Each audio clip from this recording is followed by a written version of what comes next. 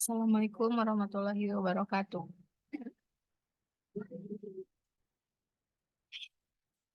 Halo teman-teman, izin memperkenalkan diri. Nama saya Wini Ramdhani. Saya berada di sini akan sedikit mempresentasikan tentang teori penawaran uang.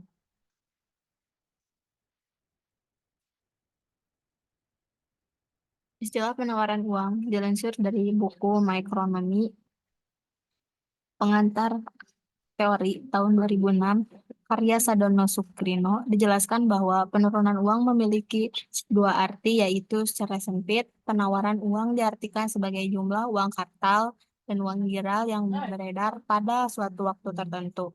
Singkatnya, penawaran uang adalah uang yang beredar secara luas. Penawaran uang diartikan sebagai jumlah uang kartal atau giral dan uang kuasi yang beredar pada suatu waktu tertentu.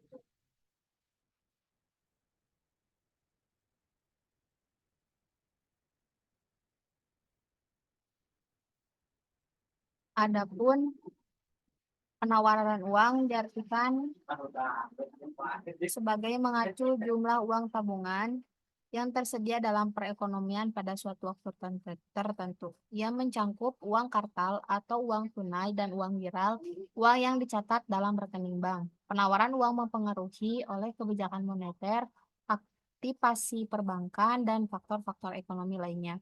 Mengatur tentang penawaran uang penting dalam analisis ekonomi dan perumusan kebijakan moneter.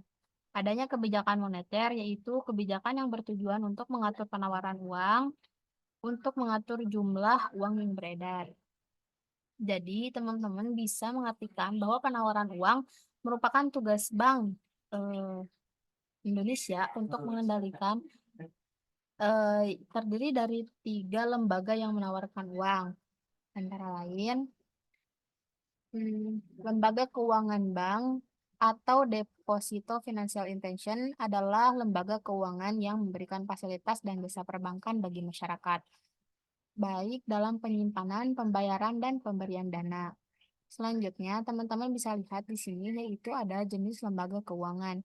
Yang pertama yaitu bank sentral. Bank sentral, bank sentral ini adalah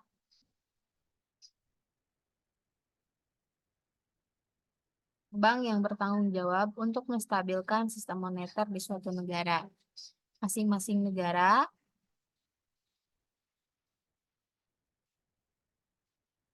pasti memiliki bank sentral, termasuk di Indonesia.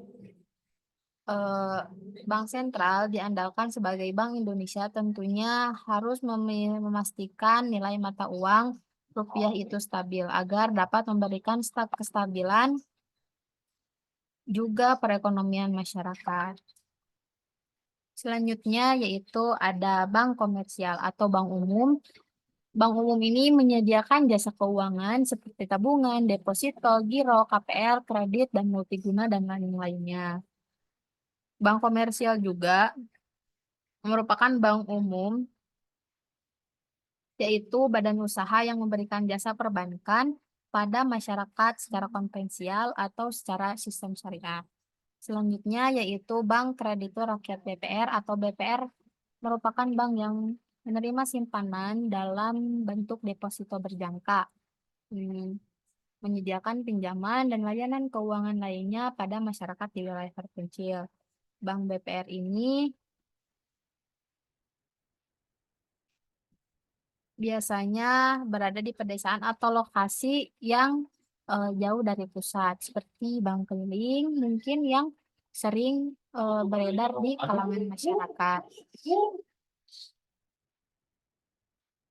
Selanjutnya, faktor yang mempengaruhi teori penawaran keuangan.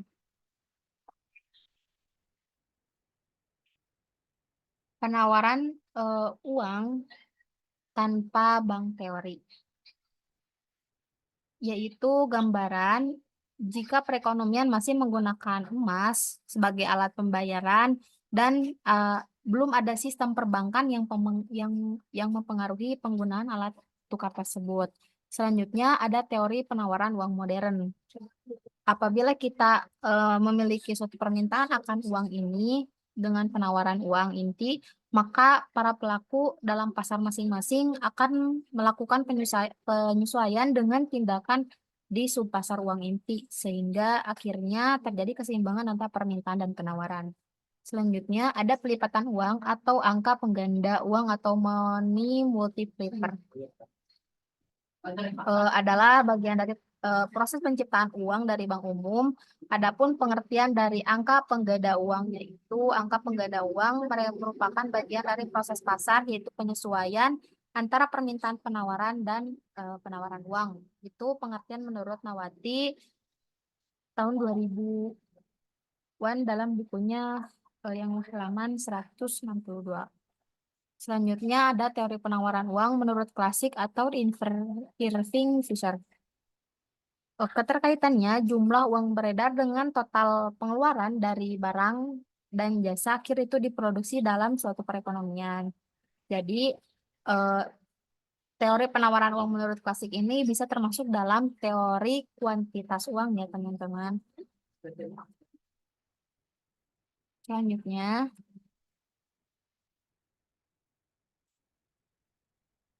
faktor yang mempengaruhi penawaran uang.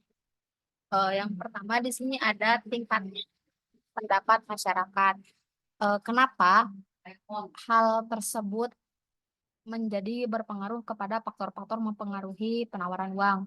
Karena setiap masyarakat itu memiliki jumlah uang yang dimiliki oleh individu dan rumah tangga.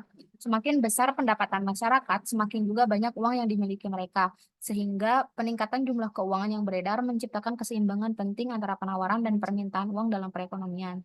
Selanjutnya ada kebijakan bank sentral. Kebijakan bank sentral yaitu pengatur utama atau penawaran uang dalam suatu negara memiliki berbagai alat kebijakan yang digunakan untuk mengendalikan penawaran uang ini, termasuk ke dalam operasi pasar terbuka.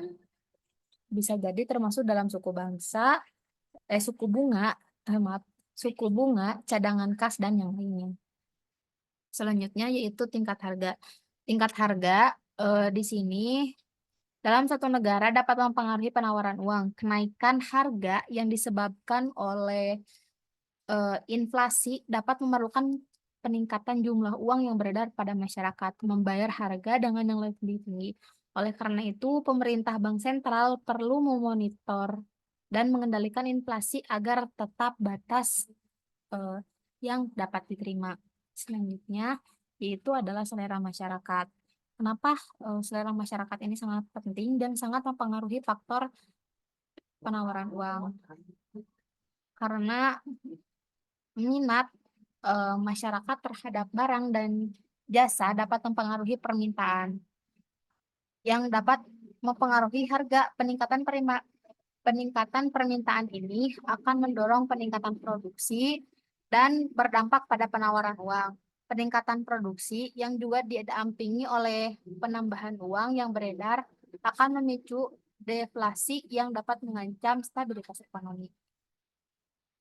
Selanjutnya yaitu ada jenis penawaran uang. Yang pertama ini ada jenis uang kartal. Uang kartal adalah uang tunai yang beredar dalam masyarakat dalam bentuk kertas atau logam. Uang kartal dapat langsung digunakan untuk melakukan transaksi sehari-hari tanpa melalui perantara. Eh, Uang kartal ini juga memiliki keunggulan dalam kecepatan transaksi dan penerimaan universal, namun keberadaan uang kartal juga memiliki resiko keamanan terkait pencurian atau kehilangan. Misalnya teman-teman ini berangkat ke suatu mall, berbelanja dengan menggunakan uang cash. Itu adalah termasuk sistem penawaran uang dengan uang kartal. Selanjutnya yaitu ada uang giral. Uang giral adalah uang yang tidak berwujud dan dicatat dalam rekening bank. Uang giral kemungkinan individu dan perusahaan untuk melakukan transaksi non-tunai melalui transfer elektronik, cek, atau kartu atau debit. Uang giral juga memungkinkan eh, individu atau transaksi elektronik dan cek debit. Keberadaan uang giral juga memudahkan transaksi lebih besarnya nilai kemungkinan pengelolaan keuangan yang lebih efisien. Namun, uang giral juga rentan terhadap resiko keamanan digital, seperti pencurian identitas dan kebocoran data. Jadi, eh, kedua jenis uang ini saling melengkapi dalam sistem pembayaran dan berperan penting juga dalam aktivitas ekonomi. Penawaran uang yang seimbang antara uang karta dan uang giral penting untuk menjaga stabilitas ekonomi dan kelancaran transaksi di masyarakat. Selanjutnya, yaitu hubungan antara permintaan dan penawaran uang. Saya di sini mengambil pengertian dari David Ricardo dan Irving Fisher. Dan bisa lihat di sini hubungan antara permintaan dan penawaran uang menurut David Ricardo, suatu ahli, kuat dan lemahnya nilai uang sangat bergantung pada jumlah uang. Apabila jumlah uang berubah menjadi 2 kali lipat pada nilai uang akan menurun menjadi setengah dari yang semula. Sebaliknya juga, apabila jumlah uang berkurang hingga setengah nilai uang akan naik kepada 2 kali lipat. Hal-hal ini terjadi jika jumlah uang naik menjadi 2 kali lipat, otomatis nilai uang akan menurun menjadi setengahnya. Selanjutnya, hubungan antara permintaan dan penawaran uang menurut Irving Fisher, yaitu perubahan nilai uang atau tingkat harga merupakan adanya perubahan jumlah uang yang beredar. Pertamanya jumlah uang yang beredar dalam masyarakat mengakibatkan turunnya nilai mata uang. Menurunnya nilai mata uang sama artinya dengan naiknya tingkat harga.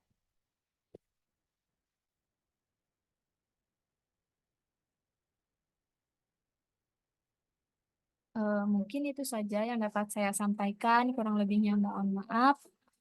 Wabillahi taufiq wal hidayah. Wassalamualaikum warahmatullahi wabarakatuh.